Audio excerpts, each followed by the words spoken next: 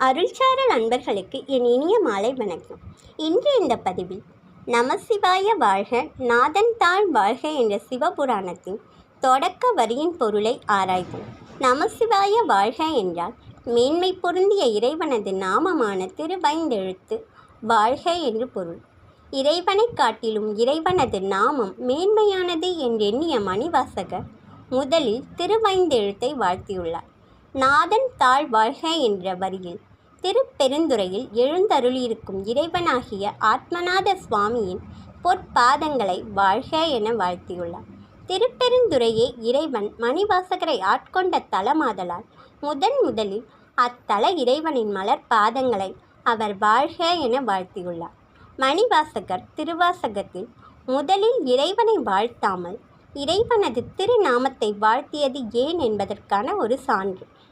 இராமாயணத்தில் ராமர் இலங்கை அசோகவனத்தில் இருந்த சீதையை மீட்க கடலின் மீது பாலம் அமைத்து கடலை கடந்து இலங்கைக்கு சென்றார். ஆனால் ராமபக்தன் அனுமன் ஜெய் ஸ்ரீராம் என்ற ராம நாமத்தை உச்சரித்து நொடி பொழுதில் கடலை கடந்தார். மற்றொரு முறை அனுமன் அயோத்தி அரசபையில் எனக்கு இவ்வுலகில் ராமனை காட்டிலும் உயர்ந்ததென்று ஒன்று உள்ளது, அதுவே ராமநாமம் என்றுரைத்தார். மேலும் ராம அவதாரம் முடிந்து ராமர் வைகுண்டத்தை அடைய ஆயத்தமானார். அப்போது ராமன் அனுமனை தன்னோடு வந்து வைகுண்டத்தில் வாசம் செய்யுமாறு பணித்தார். அப்போது அனுமன், நான் தங்களுடன் வைகுண்டத்திற்கு வந்தால் எனக்கு தினமும் ராம தரிசனம் கிடைக்காதல்லவா என்றார்.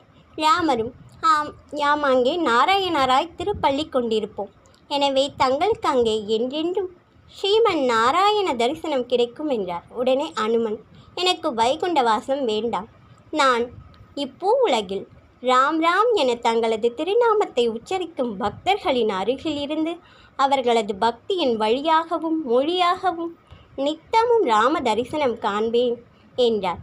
இவற்றின் மூலம் இறை நாமத்தின் மகிமையையும் சிறப்பினையும் நாம் உணர்கிறோம். இன்னும் அரிய பல சக்திகளை எல்லாம் தன்னகத்தே கொண்டுள்ளது இறை நாமங்கள்.